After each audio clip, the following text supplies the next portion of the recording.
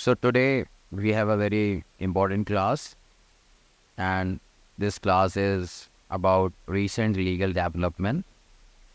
And today we will talk about the Digital Personal Data Protection Act 2023, and its act number is 22 of 2023. So this is,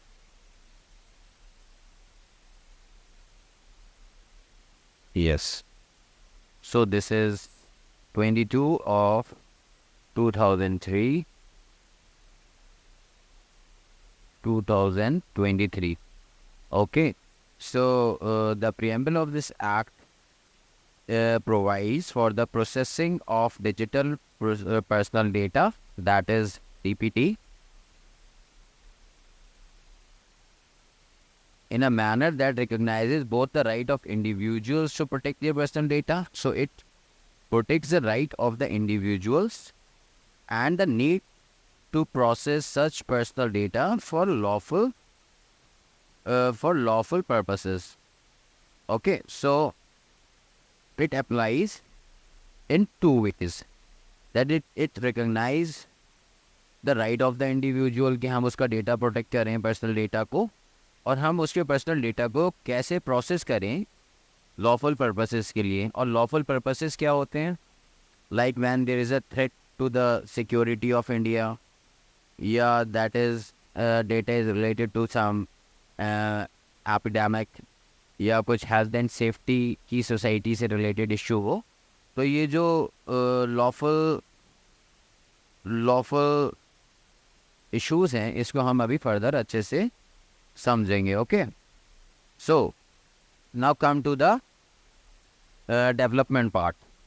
so digital personal data protection act 2023, that is DPDP Act. The Indian Parliament passed the Digital Personal Data Protection Act, and it is the first cross-sectoral law. Why it is cross-sectoral law? Okay. Yes, nice. So this is a cross-sectoral law because it is based on preventive requirement for businesses. Businesses कौन होते हैं यहाँ पर? Data fiduciaries. And rights for individuals are consumers. So they are data principles. So that is why it is the first cross-sectoral framework of India. So the law was enacted over a half a decade of deliberation. बहुत समय से एक पूरा deliberation चल रहा था. एक हमारा केस है Puttaswamy versus Union of India. That is a landmark judgment of 2017, and there is a Shri Krishna committee also. So there was a deliberation of half a decade, almost 5 साल से ये चीज़ें चल रही थी. Declaring the right to privacy is a part of fundamental right to life.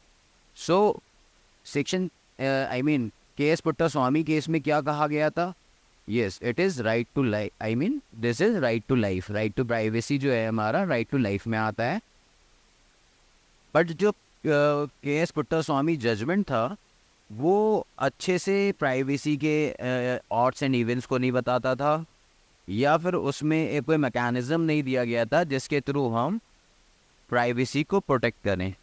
लेकिन कोई specify नहीं करे स्पेसिफिक प्रोविज़न के जिससे हम सेफगार्ड करें राइट टू प्राइवेसी का, या कोई मैकेनिज्म नहीं बताया जिससे हम अच्छे से प्रोटेक्ट करें अपनी प्राइवेसी को, पर्सनल डेटा की, या फिर कंज्यूमर्स की, या फिर नॉर्मल पीपल्स की. उसके बाद एक फर्दर डेवलपमेंट हुआ 2018 में. एक बिल पास किया गया श्री कृष्ण कमेटी द्वारा, chaired by retired supreme court जज, that is justice BN Shri Krishna, honourable justice. तो इन्होंने काफ़ी रिकमेंडेशन दी इसकी रेगुलेटरी डेवलपमेंट के लिए, और उसको ये भी कहा कि ये जो यूरोपियन यूनियन का GDPR है, that is a very developed law. So उस पर बेस्ड है हमारा, और उसके ही बेसिस पे हम लोग को अपना डेटा प्रोटेक्शन एक्ट को डिवाइस करना चाहिए. ओके,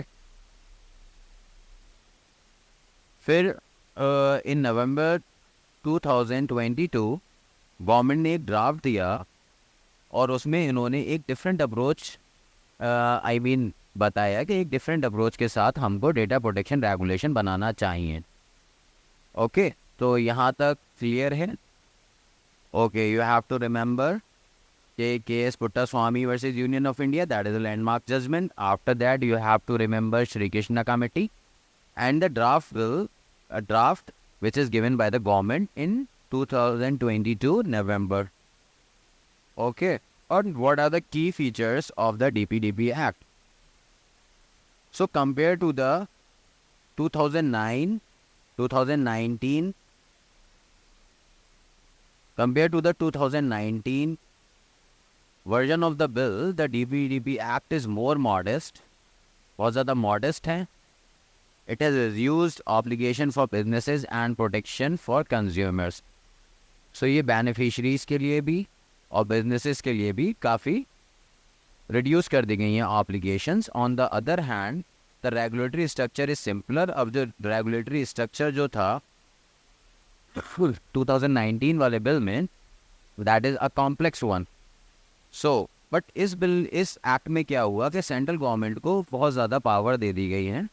अगर सेंट्रल गवर्नमेंट अच्छे से रेगुलेट नहीं करती है इन पावर्स को which are given in the act, then इसका आई मीन अडॉप्शन या इसके जो फिर अच्छे से ये लागू नहीं हो पाएगा. तो central government have to take some precautionary measures in implementing DPDP act.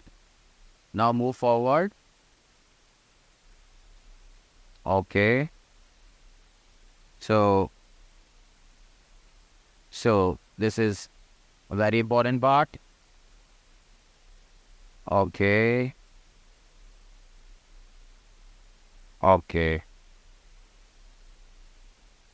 So this is a very important feature which talks about applicability to non-residents. Okay. So this DPDP Act also applies to the non-residents. The DPDP Act applies to Indian residents and businesses collecting the data of Indian residents. ये apply होते हैं Indian residents पर और businesses पर जो collect करते हैं data of Indian residents. एक इंटरेस्टिंग बात ये है इस एक्ट में नोट करने की कि it also applies to non citizens living in India whose data processing in connection with any activity related to offering of goods and services happens outside of India. For example, अगर कोई US का citizen है और वो India में रह रहा है और वो कुछ डिजिटल गुड्स या सर्विसेज लेता है कहीं बाहर से, आउट ऑफ इंडिया से, सो उस पर्सन को भी इस एक्ट की एम्बिट में डाला जाएगा. Okay, so it also applies on the non residents. So purposes क्या होते हैं डेटा कलेक्शन के और प्रोसेसेस के? Okay, that's nice. Yeah right. So purposes क्या हैं? The 2023 act allows personal data to be process for any lawful purpose. तो lawful purpose के लिए आपका पर्सनल डेटा को गवर्नमेंट ले सकती है. The entity processing data can do so either by the entity are okay. जो entities हैं वो आपके डेटा को ले सकते हैं और वो आपके डेटा को ले सकते हैं भाई आपके कंसेंट से या फिर लेजिटिमेट पर्पस के लिए. सो दो ग्राउंड हैं. या तो आप कंसेंट दे दो कि आप मेरा डेटा ले सकते हैं, जो एंटिटीज़ हैं, फिड्यूशरीज हैं, they can collect the data. और फिर दूसरा पर्पस आ जाता है लॉफुल पर्पस. लॉफुल पर्पस क्या है? लाइक कोई थ्रेट है इंडिया की सिक्योरिटी को, या कोई टेररिस्ट से रिलेटेड एक्टिविटीज़ हो रही हैं, या फिर किसी पैंडेमिक की वजह से या हेल्थ एंड सेफ्टी की वजह से, या फिर कुछ गवर्नमेंट के ऑफिशियल्स को आपके डेटा की ज़रूरत है, तो they can easily take that and this is a legitimate purpose. So consent must be free, specific, informed, unconditional and unambiguous with a clear affirmative action for a specific purpose. So consent here it is what which is defined in the IPC, that is section 95. So the data collected has to be limited to that necessary for the specified purpose. Data जिस purpose के लिए आपका entity ले रहा है उसको उसी purpose के लिए ही डेटा को यूज़ करना है, ओके। और जो कंसेंट होगी कंज्यूमर्स की या नॉर्मल लोगों की, वो कंसेंट होगी फ्री, स्पेसिफिक होगी, इन्फॉर्म्ड होगी, अनकंडीशनल होगी यानी कि फोर्स ना हो, और अनएम्बिगियस होगी with a clear affirmative action. बिल्कुल क्लियर कंसेंट होना चाहिए विद अ स्पेसिफिक पर्पस कि वो किस लिए दी जा रही है, okay okay. So this is a very interesting part now. Yes, a clear notice containing these details has to be provided to the consumer. जिसलिए उसकी कंसेंट ली गई थी उसके डेटा के लिए, उसका उसको नोटिस देना पड़ेगा clear, including the rights of the concern individual. उसके राइट्स के बारे में ही बताया जाएगा, उसको ग्रीवांसेस भी बताए जाएंगे, एक मैकेनिज्म जिसके थ्रू अगर उसकी कंसेंट हमने उसके डेटा के लिए ली है और उसमें कुछ प्रॉब्लम आ रही है और उसके कुछ ग्रीवांसेस हो रहे हैं तो उनके रिड्रेसल के लिए भी मैकेनिज्म बताया जाएगा, okay. Individuals have the right to withdraw consent. जो इंडिविजुअल्स ने अपना डेटा देने के लिए कंसेंट दी थी वो इंडिविजुअल्स अपनी कंसेंट भी विड्रॉ कर सकते हैं, ओके। अगर उनका डेटा उस पर्पस के लिए यूज़ नहीं हो रहा है जिसके लिए उन्होंने अपनी सहमति दी थी। Yes, hope it is very clear from this point of view. और मैंने स्टार्टिंग में आप लोग को प्रीएम्बल बताया था, तो मैंने उसमें कहा था कि लेजिटिमेट यूसेस जो हैं वो मैं आपको बाद में अच्छे से बताऊंगा। तो what are the legitimate uses? So these are the legitimate uses. It's a situation where an individual has voluntarily provided personal data for a specified purpose।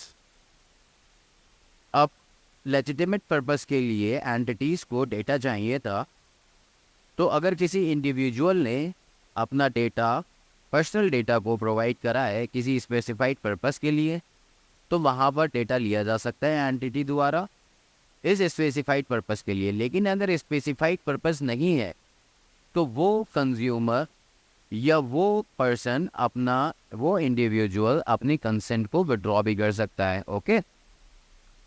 The provisions of any subsidy, benefit, services, license, certificate are permitted by any agency or department of the Indian state if the individual had previously consented to receiving any other such service from the state. So this is a potential issue since it enables different government agencies providing the services to access personal data stored with other agencies of the government. अगर वो कोई जो individual है, अगर कोई वो subsidy ले रहा है या कोई बेनिफिट ले रहा है या सर्विस ले रहा है या कोई लाइसेंस है, कोई सर्टिफिकेट का इशू है या कोई परमिट ले रहा है किसी एजेंसी से या डिपार्टमेंट से, तो उस इंडिविजुअल ने अपनी पहले से कंसेंट दे रखी है, तो उस केस में अगर प्री कंसेंट वो दे चुका है तो गवर्नमेंट या एंटिटीज़ डेटा ले सकते हैं बहुत ही easily, okay. So this is a legitimate purpose and legitimate use. और ये काफ़ी कंट्रोवर्शियल भी है क्योंकि फर्दर जाके हो सकता है that person withdraw the consent, but ये अगर गवर्नमेंट हमारी अच्छे से इन रूल्स को अप्लाई करेगी और एंटिटीज़ अपना काम अच्छे से करेंगे तो this can easily be done, okay. Now a very important point that is sovereignty और security.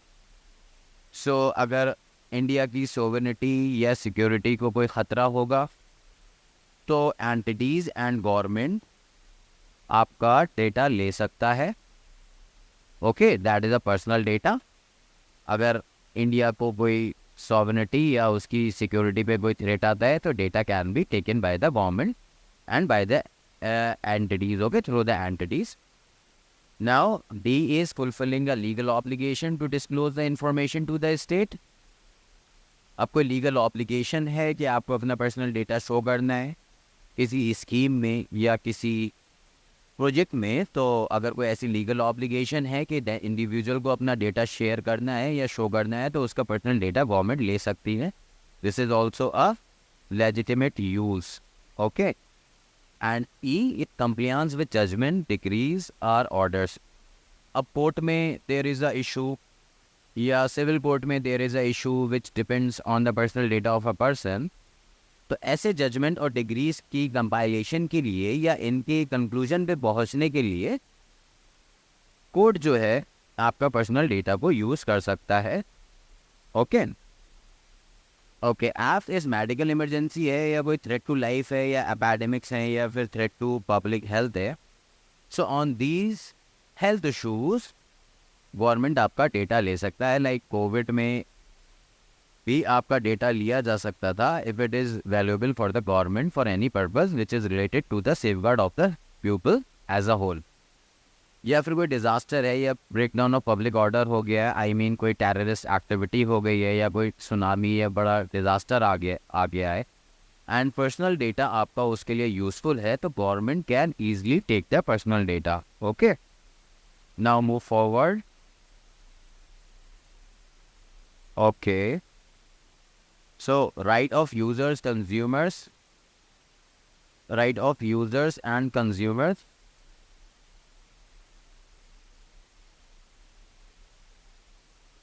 Okay, users consumers of data related products and services में उनके क्या राइट्स हैं, यूजर्स के या कंज्यूमर्स के. So the DPDP act also create rights and obligations for individuals. DPDP act जो है क्रिएट करता है rights and obligations for individuals. These include the right to get a summary of all the collected data. कि आपका जो data लिया गया था पर्सनल डेटा, या आपने इंडिविजुअली अपनी कंसेंट से दिया हो या फिर लॉफुल यूज़ की लॉफुल लेजिटिमेट पर्पस के लिए गवर्नमेंट ने या एंटिटीज़ ने लिया हो, तो उसकी आपको समरी दी जाए कि क्या डेटा उन्हें लिया है. And to know the identities of all the other fiduciaries. जिन फिड्यूशरीज ने आपका डेटा लिया है उनकी भी आइडेंटिटी को रिवील करा जाए. और डेटा प्रोसेसर्स ने with whom the personal data has been shared उनके बारे में भी आपको बताया जाए along with the description of the data shared. और उनके साथ क्या डेटा शेयर करा गया है उसका भी आपको बताया जाएगा कि आपको एक समरी दी जाएगी कि आपका ये डेटा इन फिड्यूशरीज के साथ शेयर किया गया है और इसे प्रोसेस में लिया गया है. Okay, so there should be a clear summary from the government कि आपका डेटा क्या डेटा किसके लिए यूज़ किया गया है. And individuals also have the right to correction, completion, updating and eraser of their data. जो individuals हैं जिनका पर्सनल डेटा लिया गया है उनकी कंसेंट से या फिर लेजिटिमेट यूज़ के लिए उनके पास राइट है, right to correction. So right to correction. Okay, और उनके पास है राइट टू कंप्लीशन, ये कंप्लीट किए जाए उनका प्रोसेस. एंड उनके पास राइट है राइट टू अपडेट, उनके डेटा को अपडेट किया जाए. And a right to erasure. Okay, update and erasure. So these rights they have. So this is last right is very important, right to erasure. अगर वो चाहें, the individuals जो हैं वो चाहें तो उनका डेटा को इरेज भी किया जा सकता है after the use. Besides, they have a right to obtain redress for their grievances and a right to nominate person who will receive their data. तो जो grievances हुई हैं उसके लिए भी उनके पास राइट है कि वो नॉमिनेट करें एक redress अपना grievances के लिए obtain करें, और वो अपने डेटा किसको देना है इसको भी नॉमिनेट कर सकते हैं. Okay, so now move forward. So अभी हम लोग बात कर रहे थे कि इंडिविजुअल्स के क्या राइट्स हैं, किस कंडीशंस में इंडिविजुअल का डेटा लिया जा सकता है. ओके, सो अब हम बात करेंगे ऑब्लिगेशन क्या है डेटा फिड्यूशरीज की. सो ऑब्लिगेशंस हैं कि वो मेंटेन करें security, completeness, accuracy, consistency. So ये और इंटीमेट करें ब्रीच ऑफ डेटा गवर्नमेंट को. I mean government is TPDP, I mean data protection board here. So ये ब्रीफली मैंने आपको बताया कि डेटा क्या ड्यूटीज़ हैं डेटा फिड्यूशरीज की, ऑब्लिगेशंस हैं. नाउ अब हम अच्छे से डिस्कस करते हैं. Entities responsible for collecting, storing and processing digital personal data. So जो लोग कलेक्ट कर रहे हैं, स्टोर कर रहे हैं एंड प्रोसेस कर रहे हैं डिजिटल पर्सनल डेटा को, उन्हें कहा जाता है डेटा फिड्यूशरीज. और उनकी कुछ ऑब्लिगेशंस हैं जिसको डिफाइन किया गया है कि what are the obligations. So this is the first obligation कि वो मेंटेन करें, मेंटेनिंग सिक्योरिटी सेफगार्ड्स, कि वो जब डेटा ले रहे हैं किसी का तो सिक्योरिटी सेफगार्ड्स को करें मेंटेन। इंश्योर करें कंप्लीटनेस, एक्यूरेसी, जो डेटा लें वो कंप्लीट लें, एक्यूरेट लें और कंसिस्टेंट लें, कंसिस्टेंसी विथ पर्सनल डेटा, ये कंसिस्टेंसी होना चाहिए पर्सनल डेटा के लिए। Intimation of data breach in a prescribed manner to data protection board. अगर कोई डेटा का ब्रीच होता है तो ये जो डेटा फिड्यूशरीज हैं इनको एक प्रिस्क्राइब्ड मैनर में उस ब्रीच को बताना पड़ेगा, किसे, DBP को, यानी कि डेटा प्रोटेक्शन बोर्ड को। और ये डेटा फिड्यूशरीज को इंश्योर भी करना पड़ेगा ये जो कंसेंट का विड्रॉल है, ये I mean the data erasure, I mean data erasure on consent withdrawal या on the expiry of the specified purpose.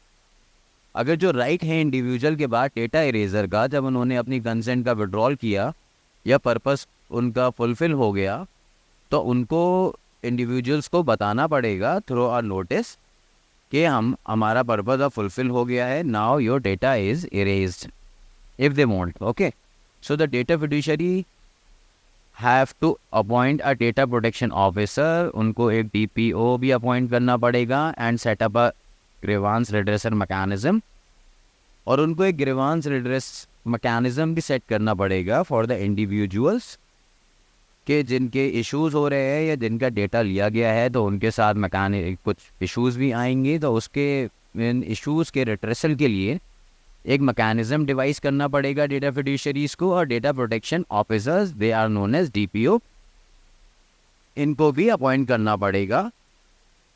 और बच्चों के केस में the consent of parent guardian being mandatory in the case of childrens minors, और minors कौन होते हैं, under the age of 18 years. Okay, so ऐसे केसेस में कंसेंट लेना पड़ेगी पेरेंट्स की या गार्डियन की। Okay, so the DPDP Act also states that any processing that is likely to have a detrimental effect on a child is not permitted.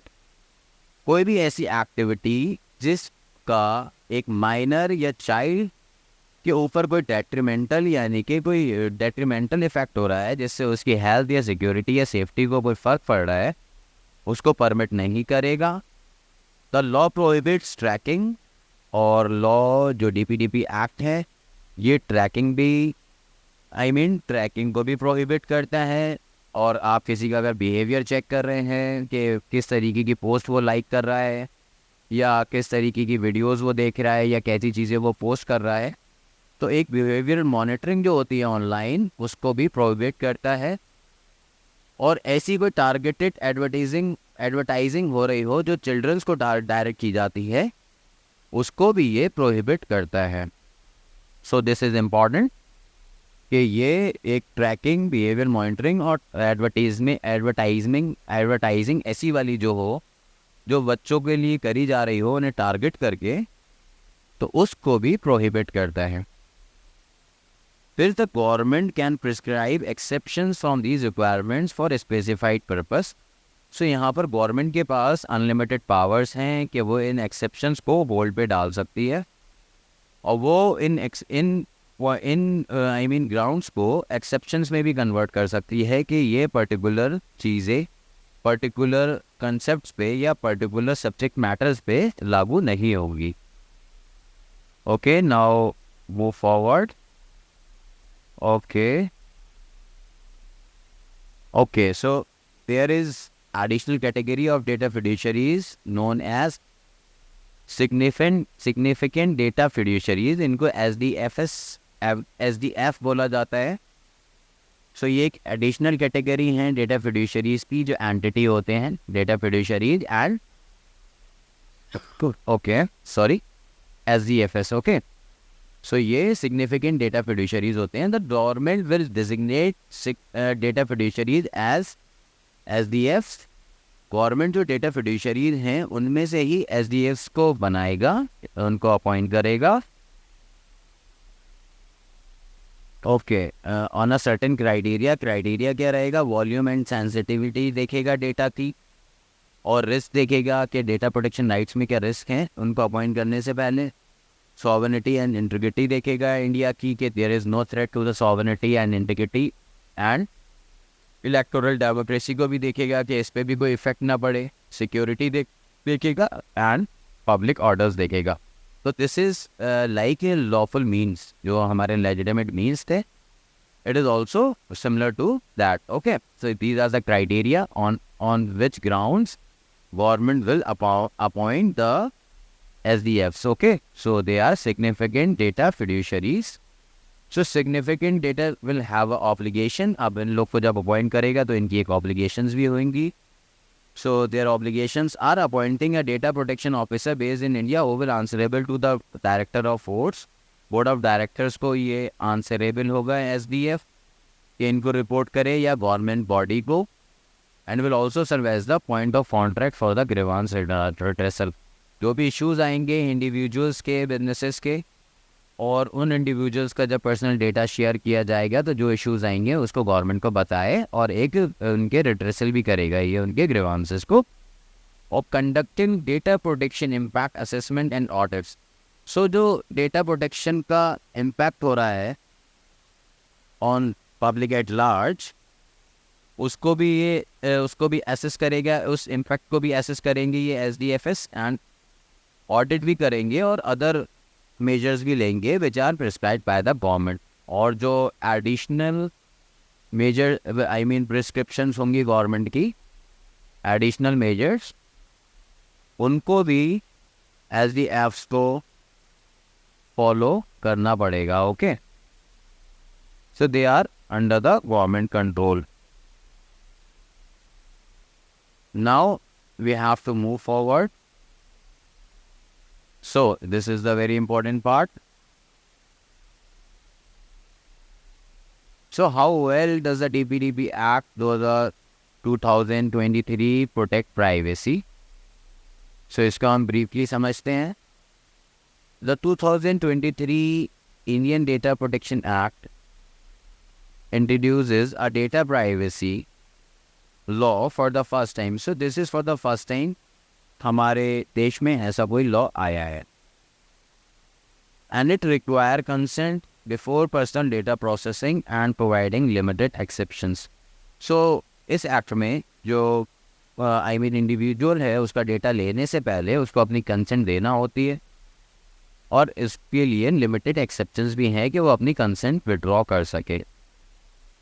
The law grants consumer right to access, correct, update and erase their data. So this I already told you कि उसके पास, individual के पास, these are the rights as well as the right to nominate. ये भी मैं आपको पहले बता चुका हूँ कि वो नॉमिनेट भी कर सकता है कि किसके साथ वो अपना डेटा शेयर करेगा। It also mandates additional safeguard for the processing of children's data. Okay, this is I also told you. Yes, right. Okay. Businesses are required to provide notice of data collection and processing and security safeguards. जो businesses हैं जो individuals data को use कर रहे हैं, process कर रहे हैं, या उसको उनको बताना पड़ेगा कि वो क्या safeguards ले रहे हैं for the protection of the data। और जो हमारा डेटा प्रोटेक्शन बोर्ड है वो कंप्लेंट्स को हैंडल करेगा और ग्रीवांसेस को, और इशू करेगा पेनल्टीज अगर कोई इस एक्ट को फॉलो नहीं करता है। नॉन कंप्लायंस में जो हमारा डेटा प्रोटेक्शन बोर्ड है वो पेनल्टीज लोगों पर लगाएगा, एंटिटीज पे लगाएगा। However, concerns arise regarding the laws, provisions and potential undermining of its protections. फिर भी कंसर्न्स उठेंगी लॉ के प्रोविजंस और पोटेंशियल्स के लिए जो प्रोटेक्शन की है। Okay, and the exceptions for concern empower the state significantly. तो this is a negative point. जो एक्सेप्शंस हैं कंसेंट की लीगल मैटर्स में, आई मीन लेजिटिमेट मैटर्स में, ये सिग्निफिकेंटली और पोटेंशियली अलाउ करेगा गवर्नमेंट को कि वो एग्रीगेट करे डेटाबेसेस और साइड स्टेप कर देगा कंसेंट रिक्वायरमेंट को। तो this will give a upper hand to the government कि वो लेजिटिमेट पर्पसेस के लिए किसी का भी डेटा ले सकता है। Hope it is clear now. Now move forward. The exemption investigate prosecutorial and national security. Okay, the exemptions for investigate, prosecutorial and national security purpose create a separate category of activity beyond data privacy requirement, which is a problematic for the Indian state. So, अगर lawful grounds के लिए, legitimate purposes के लिए data लेगी government, तो there will be some issues. But अगर government efficiently इस act को लागू करता है, तो ये सारे issues will be sorted down. Okay, so these are the negative points and these are the precautionary measures also. Now move forward. The discretionary rule-making power of the government could undermine the protections provided in the law. For example, Section 17, Clause 5 allows government to declare that certain provisions will not apply to any businesses within 5 years of the law's commencement. कि जब से ये law हमारा act DPDP act लागू हो 5 साल तक उन बिजनेसेस पे ये एक्ट लागू नहीं होगा. But there is no time frames और guidance on how this provision is used. लेकिन एक्ट में कोई टाइम फ्रेम नहीं बताया गया है और ना ही कोई गाइडेंस दी गई है कि इस प्रोविजन को कैसे यूज करा जाएगा. Additionally the government has unguided rule making powers for exempting businesses. Government की पावर मैंने आपको बताया था इस एक्ट में ज़्यादा है as compare to the draft of 2019. तो एक्सेप्ट कर सकता है बिजनेसेस को certain requirements and possessing of children's data, which is problematic when judged against the tenets of Indian administrative law. So, government को इसमें upper hand दिया गया है and they have a decision making power also and they have exception power also. But ये ज़रूरी होता है क्योंकि गवर्नमेंट ही रेगुलेट करेगी इस लॉ को, तो उन लोगों को इसमें ज़्यादा पावर दी गई है कि वो एग्जेम्प्ट कर सकते हैं और what ever government do for the benefit of the people. So we have to take this in our mind. Okay. Lastly, the design of यानी कि data protection board is problematic. उसमें भी थोड़ी सी problems है as it lacks an internal separation of functions. उसमें थोड़ा internal separation of functions की कमी है between the members conducting inquiries and the chairperson. Potentially, it will lead to the discharge of biased functions. So this is a very small issue और वो easily settle down भी हो जाएगा. थोड़े से functions अगर ये जो हैं members के और chairperson के inquiry से related अगर इनको अच्छे से deal करा जाता तो थोड़ा biased discharge of functions कम होता. But जो है वो आपके सामने है एंड अगर इसको भी अच्छे से लागू करा गया तो ये एक्ट भी बहुत अच्छे से इंडिविजुअल्स का डेटा प्रोटेक्ट करेगा और उनके रिड्रेसल उनके मैकेनिज्म को भी काफ़ी अच्छे से हल करेगा. ओके उनके रिड्रेस करेगा उनके ग्रीवांसेस को. Despite these issues the DPDP act provide data privacy protection in law for the first time but its benefit can be undermined if the government does not act scrupulously. Okay तो government को बहुत ज़्यादा सावधानी बरतना है इसको लागू करते वक्त और अगर गवर्नमेंट अति सावधानी बरतते हुए इस लॉ को लागू कर देगी तो ये बहुत ही बेनिफिशियल रहेगा in the digital age for the people of our country. So the DPDP act तो रिजल्ट है 5 साल के डिबेट का और जैसे मैंने आपको बताया KS. Puttaswamy and Shri Krishna committee की जो रिपोर्ट थी तो ये एक मार्क कर रहा है हमारे पर्सनल डेटा प्रोटेक्शन रेगुलेशन की एक बिगनिंग हुई है और फ्यूचर बताएगा कि ये कितना इफ़ेक्टिव है डेटा प्राइवेसी के लिए. और जो करंट वर्जन है लॉ का वो गवर्नमेंट की कमिटमेंट है उसके लिए कि ये प्राइवेसी को इफ़ेक्टिवली मेंटेन करेगा और लोगों की पर्सनल जो डेटा की प्रोटेक्शन है उसको भी स्ट्रेंथन करेगा. तो this is the end of this recent legal development and बहुत ही हेल्पफुल है ये and it is very important for the exams also. इस पर आप लोग अपने कमेंट्स करिए और मुझे बताइए कि आप लोग को कितने बेहतर तरीके से ये समझ आया. And this is a recent legal development and it is very useful and important for the exam. So please remember this, and it is a very important act. Okay. So this is, enough for today. Thank you, class. Thank you. Okay, thank you.